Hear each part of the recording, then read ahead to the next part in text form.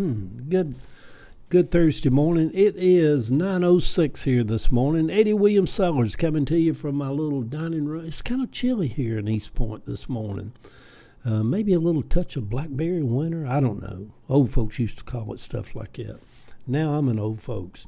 I wrote yesterday about the death maybe being like a divorce from our body. So the morning post comes from that this morning, y'all. Divorce is messy. In talking about death being kind of like a divorce from the body yesterday, I have known many people over my life that have died. Most of the time, it wasn't quick or painless or without complex complications. Dying is often an emotional roller coaster ride. It was for me, as I have seen it also for many others. When I say it was for me, I was revived in an emergency room before having a 6-hour heart surgery to create a new pathway through my heart so the energy could flow through it. You know, your heart has we talk about ourselves being energy beings and always talking about the energy around us and feeling energy. Well, you know, our heart has an electrical current that continually, every time a heart beats, it sends an electrical current through our body. We are very much energy. And so anyhow, they had to create a new highway through my heart so my energy could flow. You know, my energy had got backed up, hon. Like to kill me. You can't, yeah. So, to be quite honest about that experience, it was a horrible experience for me being revived in an emergency room. And but to be quite honest about it, it scared the shit out of me. And it traumatized me for years afterwards. You know, I said, I'd rather sit on this front porch and just go on and die than have me tie me down to a table and start doing all that stuff to me. You know, I've learned in life there's many things worse than dying. Maybe the soul's re-entry back into the spirit world is like orbiting, and we see these space shuttles and things.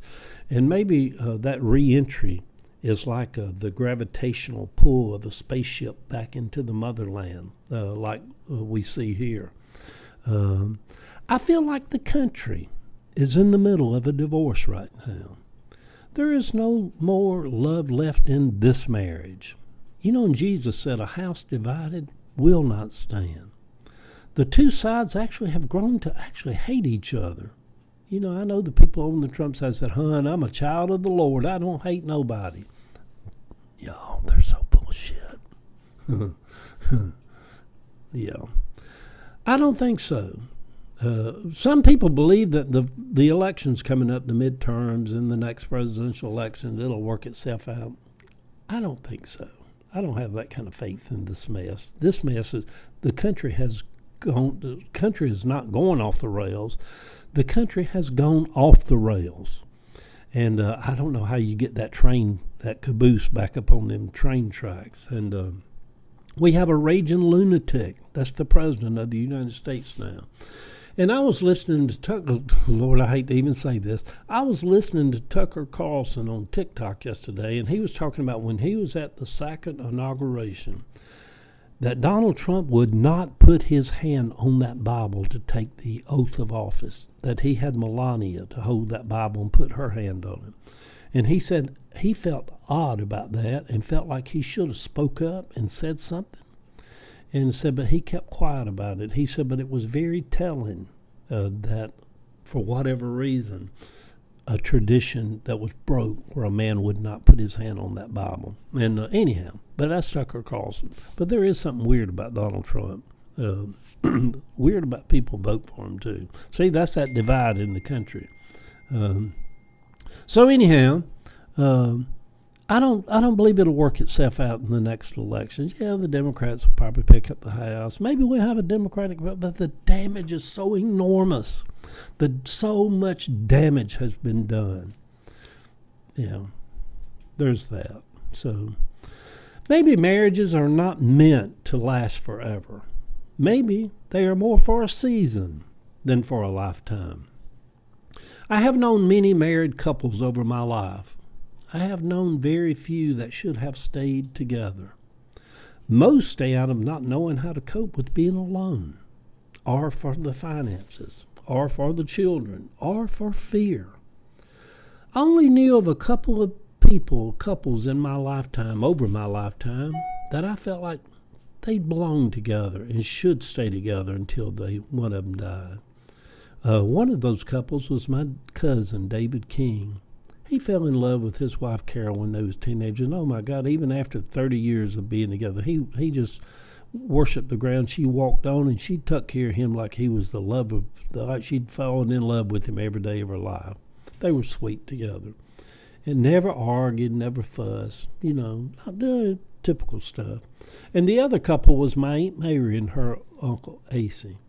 I'd never seen a man be good to a woman like my Uncle AC was to my Aunt Mary.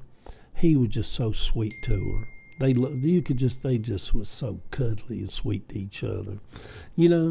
Most of all the other people in my family, and some of you people probably feel the same way, those people there was very little love in a lot of those most of those marriages, When I asked my Granny Bratcher one time, we was sitting out in her yard, and just me and her was sitting there talking, and my granddaddy had had a stroke and had been bedridden for 3 years, and I just told her in talking, I said, Granny, that must have been really hard on you. Those 3 years that Granddaddy was bedridden and you took care of him. I said, it must have really hurt you that day when he died. And she said, didn't hurt me at all. She said, I thought that man would never die. Said, I was just sitting there like, Lord, please take this man. I don't want to keep taking care of him. And it just shocked me, the bluntness of her. And I asked her, I said, well, Granny, didn't you love Granddaddy? She said, no, I didn't love that man. She said, Eddie, that man was never good to me. Said he was a mean man. And said, I was so glad the day they finally took his body out of that house and he died. And just to hear her say that, it just startled me. There's a lot more to relationships than we perceive, So my brother James and Joe had quick divorces from their bodies, their death. Both died at 39. Which I always felt odd. I watched my Uncle Tootie struggle with a slow death from lung cancer. My Granny Bratcher had a stroke and went quickly. Kathy's sister, Vicky, struggled for years with dementia and being locked away in that place down there where they put people like that before she finally divorced from her body. I left there one day after visiting her, and I thought, there are many things in life worse than dying. We all hope that our departure, at the time of our departure, will be clean and easy and not messy. But we have little say in it, especially when a disease has declared war on our body. I have learned over life that there are many things worse than dying. I want y'all to hear that this morning, I guess, because I've said it about 3 times. I don't know how I would feel about choosing to end my own life if the time came to that. Assisted suicide, they used to call it. But I don't think I ever would. I'm too curious about life. What would the stay-in teach me?